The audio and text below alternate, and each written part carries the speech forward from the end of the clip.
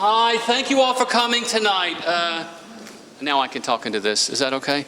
This won't actually project to you. It goes directly to the camera. Thanks to all of the students who presented their thesis projects today. Are any of you here? Great a round of applause for them.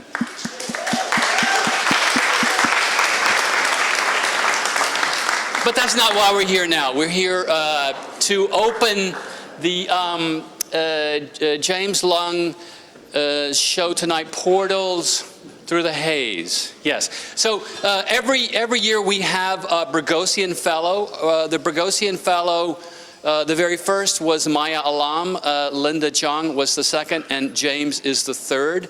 Each of the Boghosian Fellows has 1 year of a research project. They teach a seminar in the fall, a visiting critic studio in the spring, despite the fact that they're not really visiting, and a seminar. Sometimes they do a public lecture. They all also do an exhibition, and we're here tonight to open James's exhibition.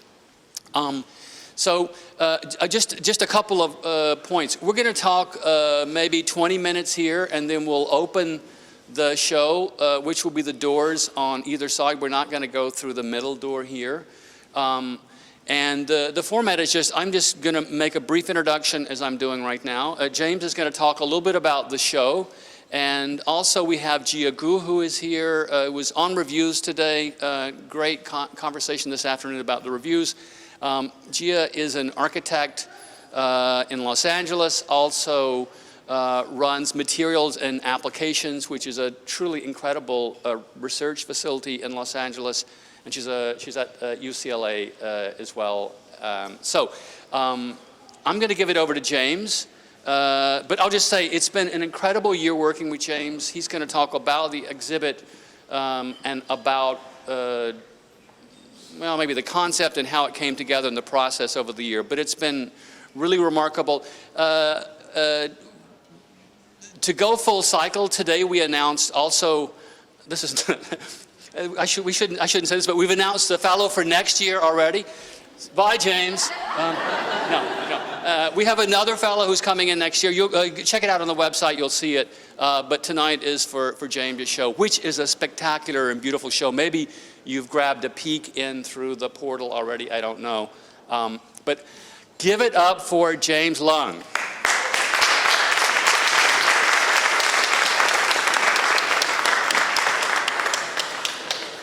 Thank you all for coming tonight. Hey guys, he's talking. Thank you.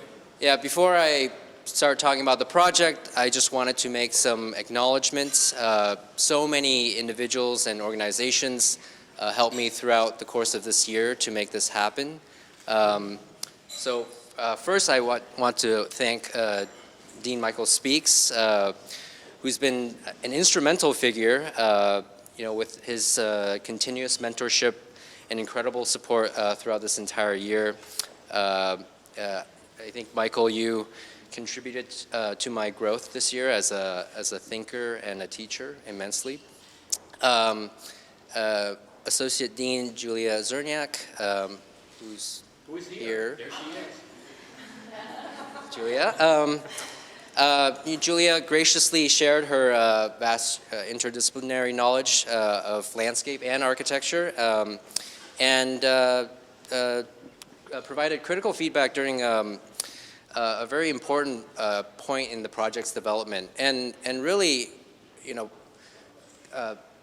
I'm a bit late on this, but for the first time I realized, wow, architecture and landscape should never be conceived separately, but in fact always together. Professor Fei Wang, who may or may not be here. Oh, okay. Yeah, that's better than Syracuse. So he offered his wisdom of the local area and provided guidance in navigating the cultural history and physical geography of China. His incredible resources and network in China enabled me to embark on a week-long research road trip through the Three Gorges this past December, which informed a lot of the research and production that you'll see today in the exhibit. So many other people, everyone in the Department of Architecture, Mike Genatasio, John Bryan, Azra Rakownik, Katrin Hansen, Beth Pearson, Deborah Wittergamba, Andy Molly, Chuck Savage, all of the support across the board, from fabrication to finances to scheduling to information technology. Also, the Syracuse University Center of Excellence that provided an incredible fabrication space. Without that space, none of the stuff you see here would be possible. So thank you for that. Could I help you just briefly with that? Yeah. And say specifically thank you to Ed Bogish, who's here. Ed, thank you for giving us the COE Ed, yes. space. It literally would not have been possible Yes. without Ed. Thank you, Ed. Yes.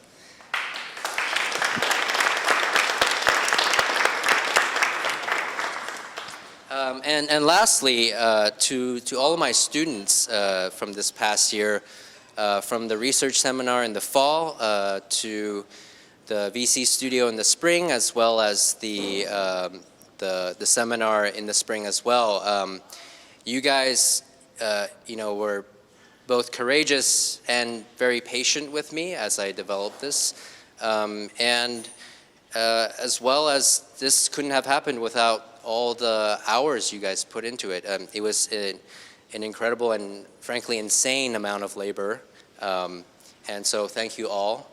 Okay, so the first thing I wanted to do was to situate the project a little bit. I think most of you are familiar with the place already, but in case for those who are not, the project is located in the Three Gorges, which is a remarkable river gorge landscape on the Yangtze River in the heart of China.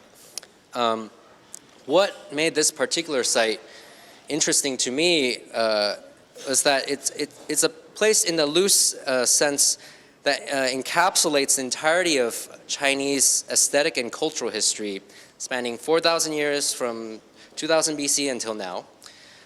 So on one end of the spectrum, all the way in the past, one of the foundational myths of China is centered in this region, where a mythological ruler, Yu the Great, tamed the flood through a series of engineered channels that led the floodwaters out to sea, and through the process created the Three Gorges, as well as the 9 islands that represent the provinces.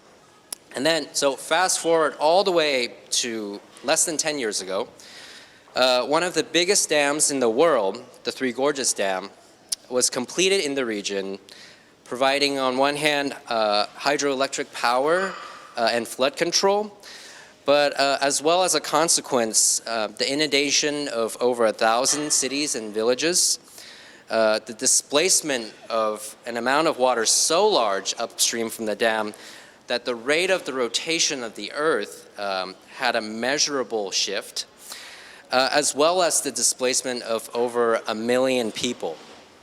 So, it's epic in proportions. If you trace the lineage of how the Chinese engineer landscape throughout history, or even to say how they conceived of nature itself, you'll realize that the forces behind the creation of dam it's not an importation of Western modernization, but a unique version of progress that here we've named accelerated modernization. So what you'll see in the exhibit is a meditation on this very specific condition or reality. The exhibit contains a series of photographs and models. In the center of the room is a large landscape model that describes the westernmost of the Three Gorges, the Chitang Gorge. There are 6 large-scale photographs hung around the perimeter of the room, taken from 2 research trips from 2015 and 2018. On the left side of the room, there's a stand with pamphlets that describe in depth about the project itself. And then on the right side are 4 student models from the Visiting Critics Studio this spring, which each tackle in an interesting way how architecture can occupy such an extreme landscape in the context of this modernization. So that was my intro. I think we could just, have a conversation. Me? Great. Okay. Well, thank you, Michael. Thank you, James, for having me. My thank you list is not as long. So I guess my job here is to sort of frame. So James has been working on this project for a very long time and very closely. I guess I have to project to you.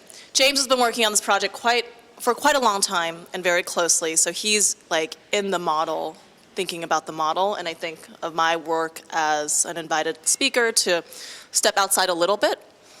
I should say I met James during one of his I got to know James better during one of his travel research trips. We traveled together through Bosnia and Croatia, got really lost. Turns out Google Maps doesn't work in that region. It was a terrible idea. And so I really know James to be a traveler companion.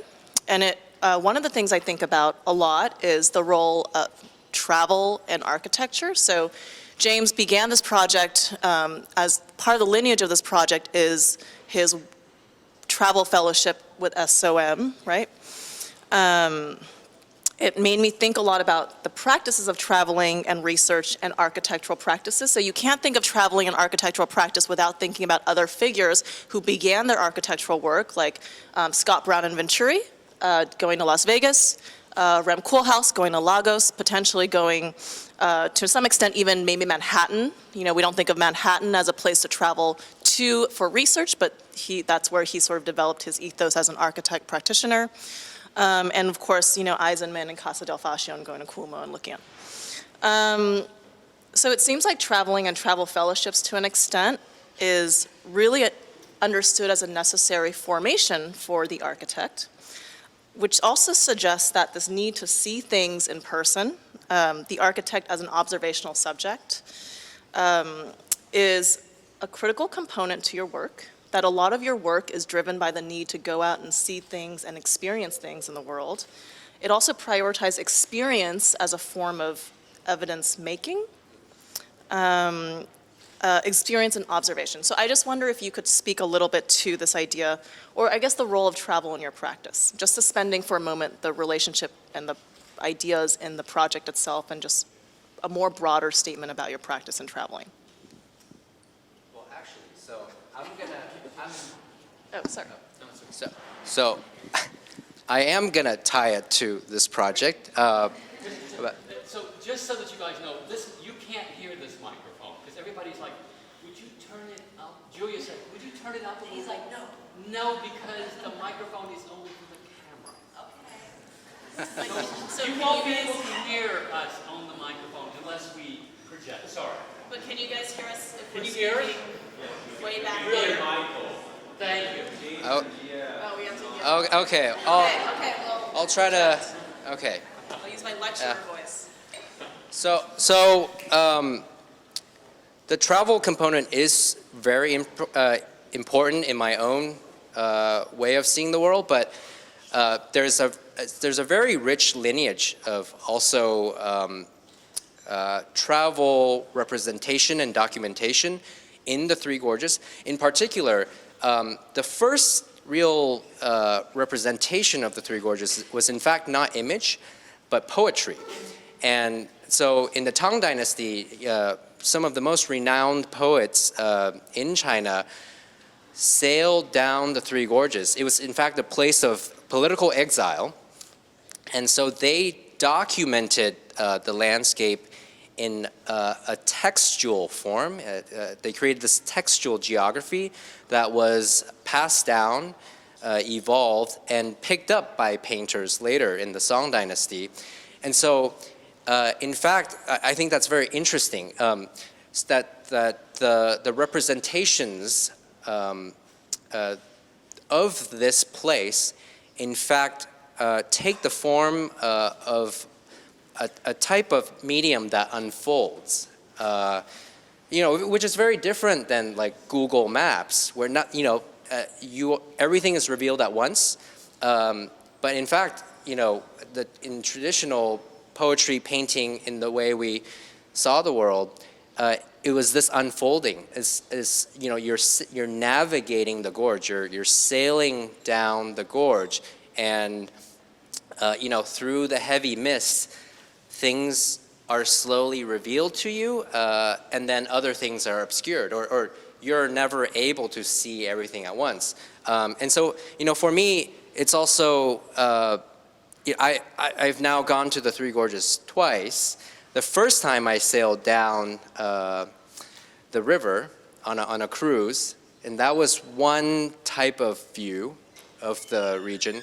This past December, the trip was by car, and so the freeways are now more developed since the completion of the dam.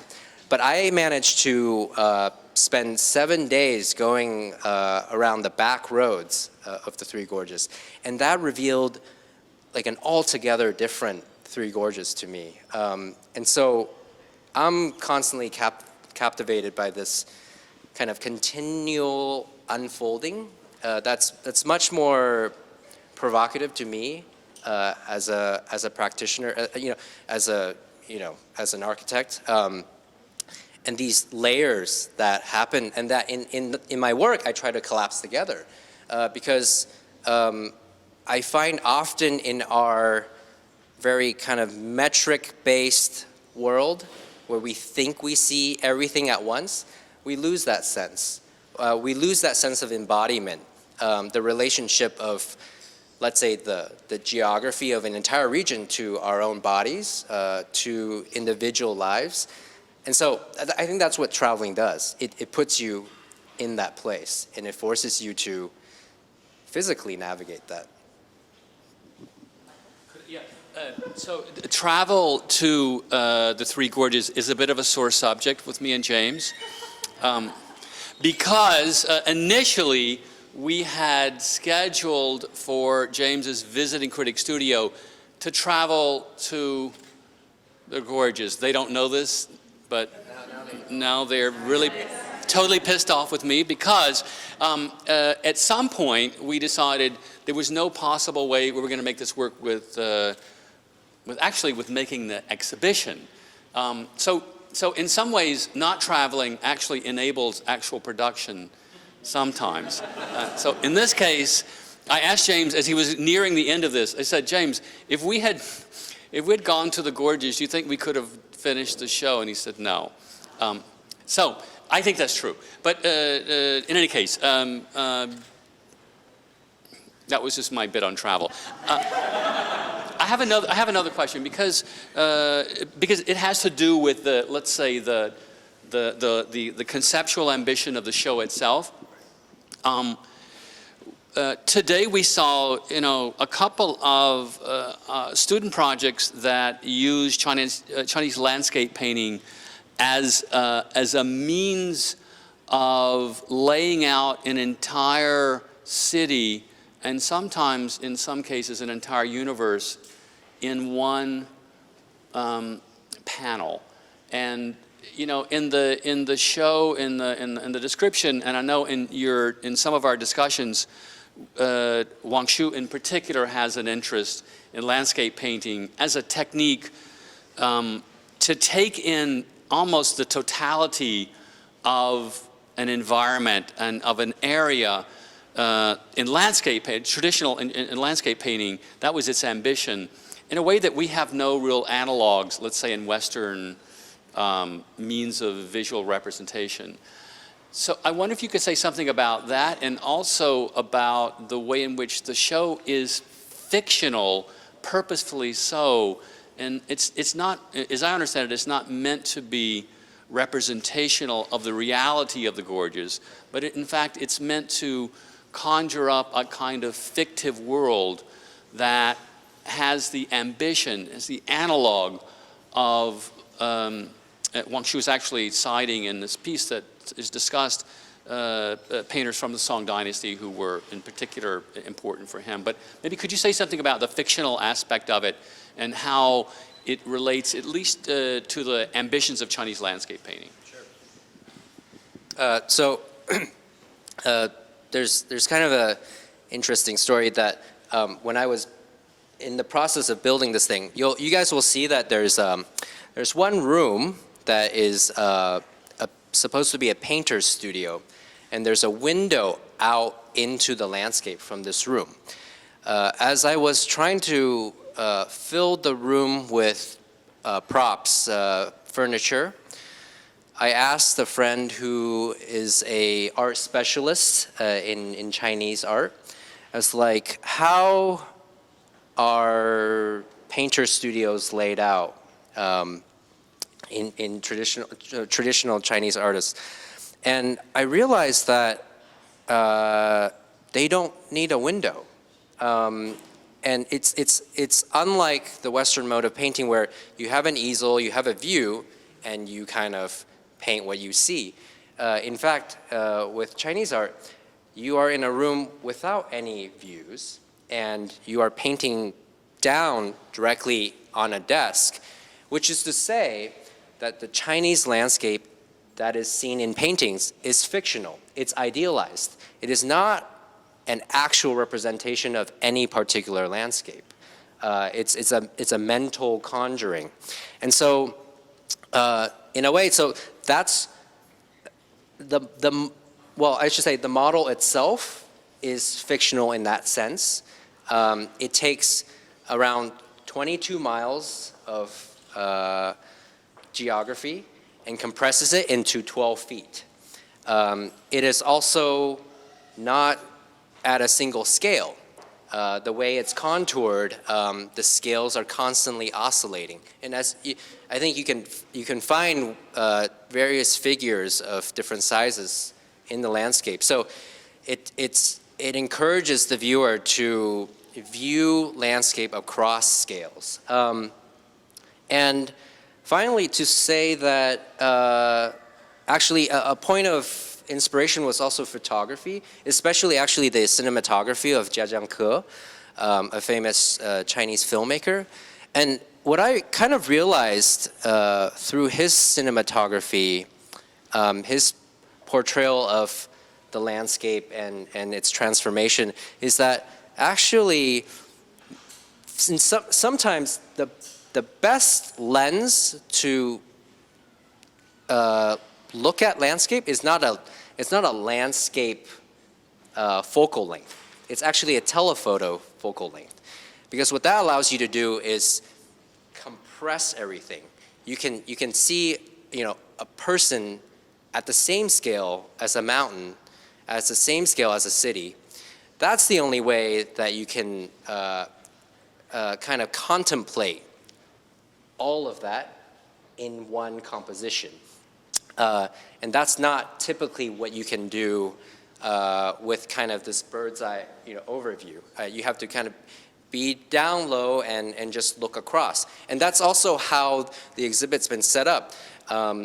The photographs on the perimeter are, they're designed in a way that you should be standing in front of the model, looking at the model, but behind the model you see the photograph. And there's some sort of compositional spatial relationship between the two, so that you are able to also collapse these things across medium, from the model to the photograph, and relate your own body to that as well.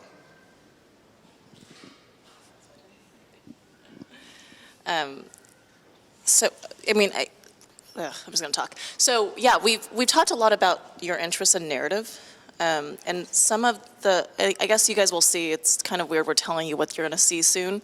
But you will see some photographs in which there are multiple scenes collapsed into one view, as James has described, almost a cinematic effect.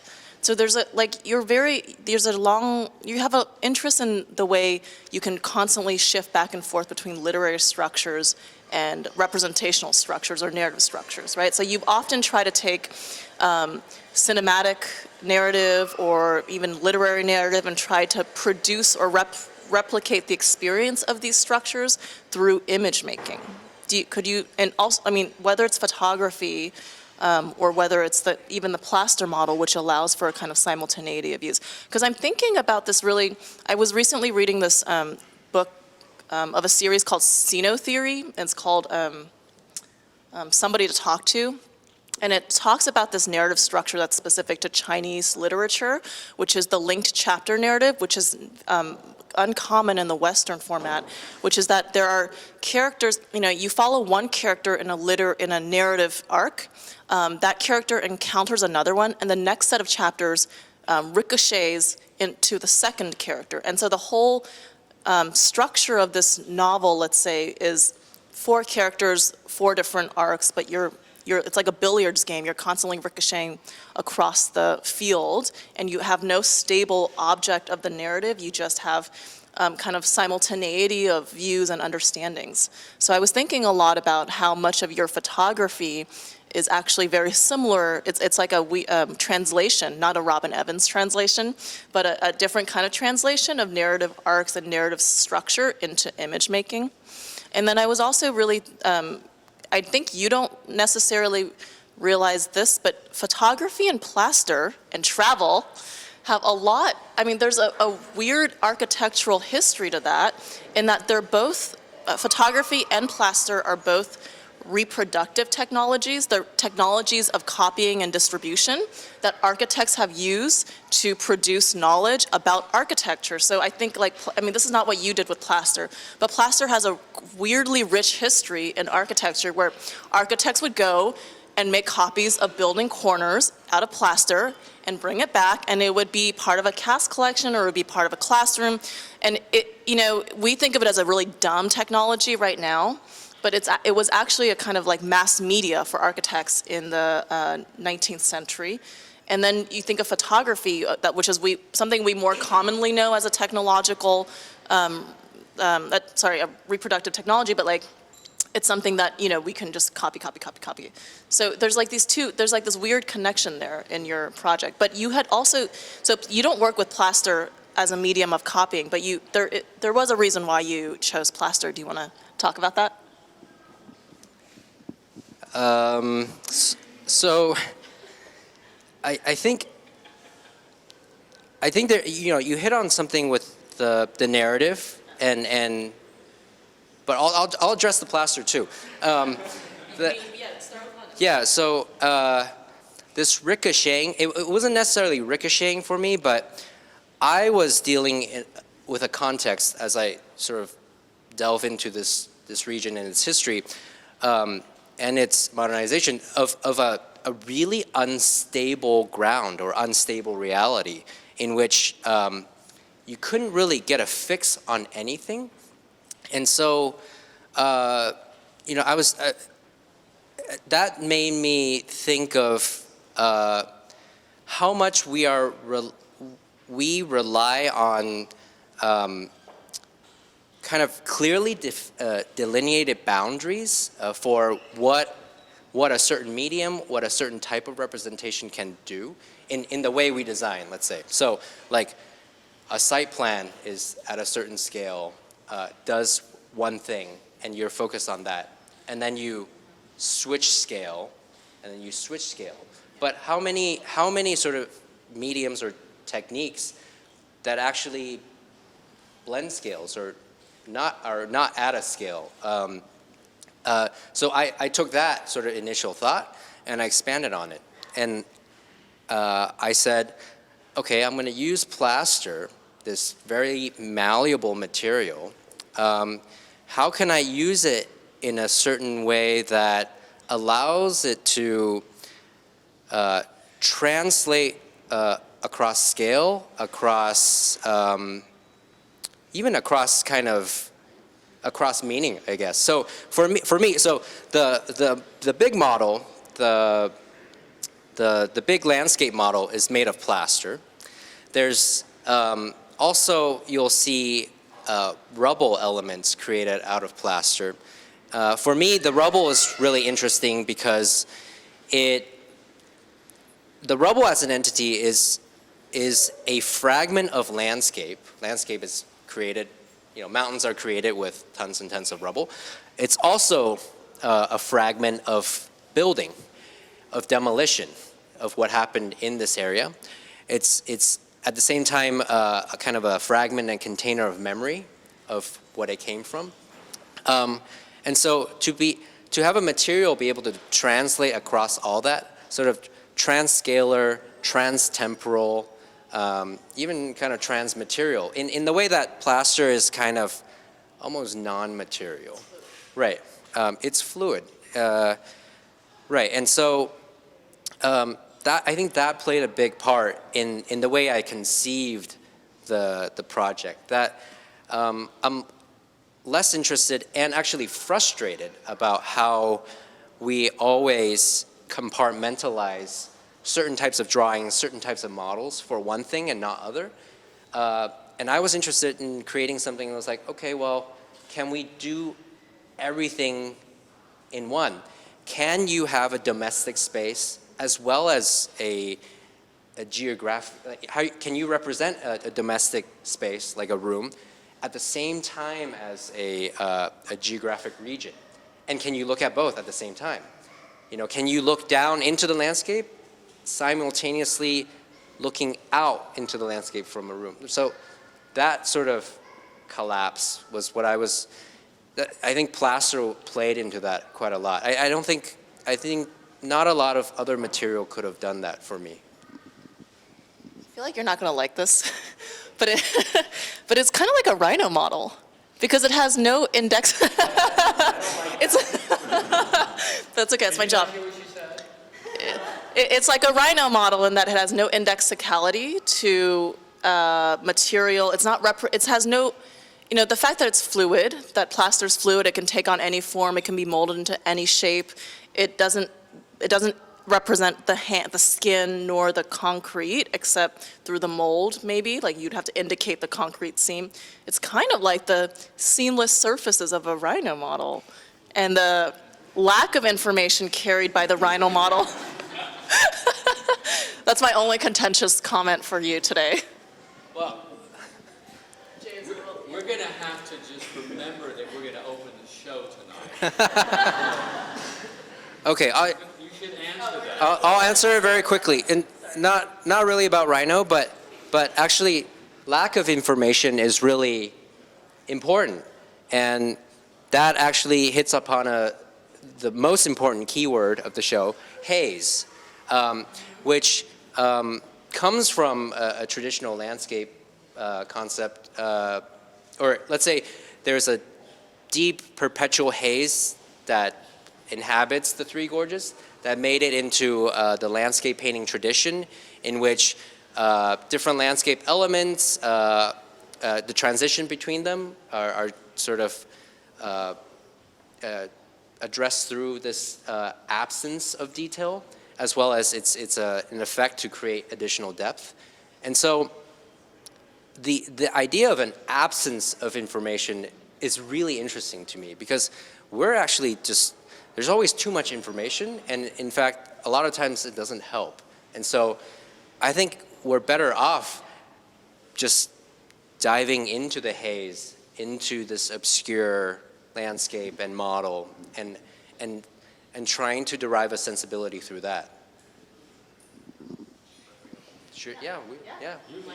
You have to declare these games open, James. All right. Let us open the show. Thank you all for coming.